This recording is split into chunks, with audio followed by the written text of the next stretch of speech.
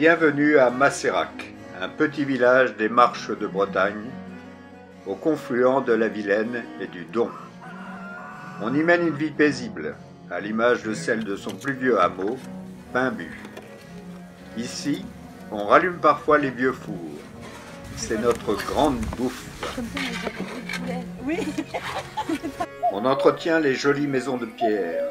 Elles sont nos modestes monuments historiques. On fête les voisins. C'est jour d'opérette. Aimer, boire et chanter version bretonne. C'est de l'eau, hein. On laboure les jardins à l'ancienne. C'est notre festival des vieilles charrues.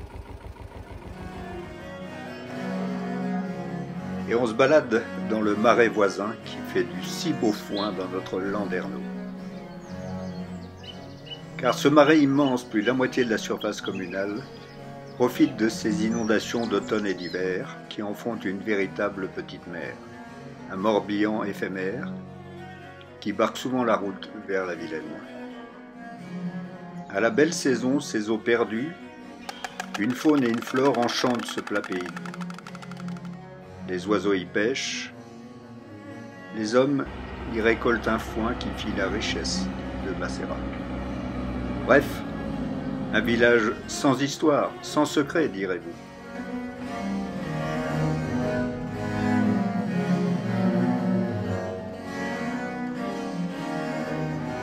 Et pourtant, que racontent ces mégalithes couchés sur les hauteurs de Mont-Noël, comparables à ceux dressés du célèbre site voisin de Saint-Just? Quelques ancêtres préhistoriques auraient-ils peuplé la paroisse? Que penser de l'oratoire monumental dominant le marais au bas Pimbu? Un moine grec de Patras aurait débarqué ici en 812, dit-on.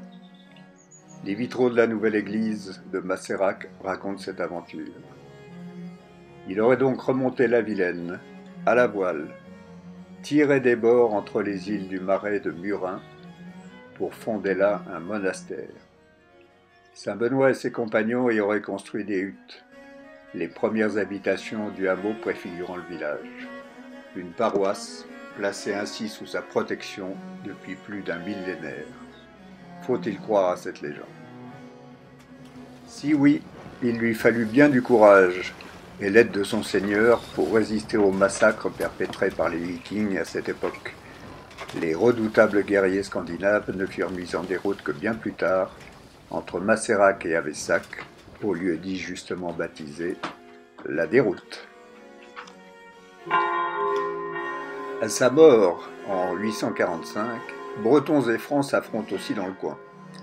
Cette année-là, à Bain-sur-Oust, le roi Nominoé repousse les soldats de Charles le Chauve, qui espéraient rallier la Bretagne à l'empire fondé par son père, Charlemagne. Un mémorial rappelle cette bataille de Ballon gagnée à moins de 20 km de Macérac.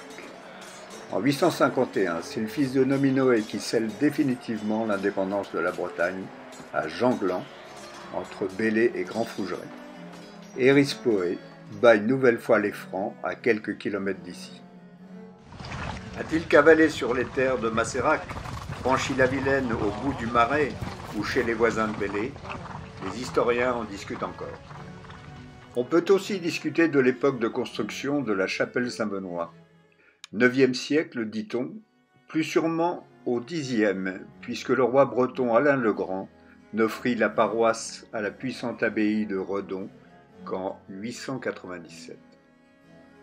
Rebâtie au XIIe siècle, remaniée début XVIIe comme le montre une pierre d'angle du chœur, délabrée au XXe et finalement en partie restaurée en 1993, elle abrite le tombeau de granit de Saint-Benoît. La fontaine, dite encore Saint-Benoît, derrière la gare, est aussi du Moyen-Âge. Quant à la plus ancienne maison du village, la chapellenie de l'Abbessière, elle serait du XVIe siècle, bâtie en schiste ardoisier comme les habitations paysannes de Pimbu des 18 et 19e, et les fours construits évidemment après la Révolution. Quant au marais, où labourage et pâturage semblent bien les deux mamelles de Macérac, est-il sans histoire, grande ou petite? Eh bien non.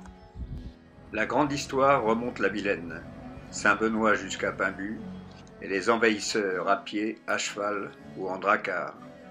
Mais c'est aussi la rivière elle-même qui fut la première canalisée de France, à l'aide d'écluses à double sas, inconnues alors, et d'aménagement de son lit, encore bien mal fait au XVIe siècle. Ces extraordinaires dessins de 1543 en témoignent. Pour en faire une route commerciale historique, il fallut notamment creuser un canal de Murin pour contourner les basses eaux du lac. Dès 1585, on transporta pierre, bois, ardoise, sel, vin ou céréales jusqu'à Rennes. Au XVIIIe siècle, Redon devint le magasin de la Bretagne, envoyant vers la capitale plus de 1000 bateaux par an. Ici, les vaches n'ont jamais regardé passer les trains, mais des bateaux. Elles montaient même à bord, sur des bacs pour passer de Brin aux prés communaux du Marais. Et ce ne fut pas sans créer d'histoire, des petites histoires de voisinage qui durèrent jusqu'au XIXe siècle. Coups de bâtons et de procès agitèrent longtemps la vie agricole de la région, les uns et les autres revendiquant le droit de pâture, dans les meilleurs prés aux noms parfois évocateurs comme Coin Noir ou Île du Con. L'histoire récente du pays de Saint-Benoît est heureusement plus paisible. Elle commence en 1872 par la construction d'une nouvelle église qui marque l'entrée de Masserac dans le monde moderne. 9 ans plus tard, le train arrive au bourg et à Coimaux. En 1908, le pont dit de Lillette relie enfin le village à celui de la Chapelle de Brin. Il fut bombardé en 40, mais remis en service en 61. Arrive plus tard l'électricité, l'eau courante, le téléphone, puis un barrage dans l'estuaire de la Vilaine en 70. La marée ne reviendra plus jamais dans le Marais. Depuis, peu d'événements échauffent les esprits au bar du Timelem, sauf parfois les inondations du Marais et du Don que canalisent toujours quelques bâtardeaux. Elle seule continue encore d'écrire les pages d'histoire. À Lillette, on peut lire 1995, 6,50 m ou 2001, 6,40 m.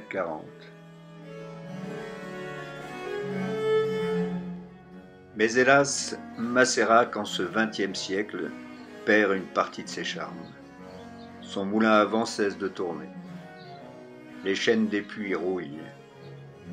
De nombreux fours s'éteignent. Une jeune association restaure maintenant les moins dégradés. Là, ça me plaît. Hein? Des vignes de Paimbue, il ne reste qu'un nom de rue. Des coiffes de Guéméné, des photos jaunies.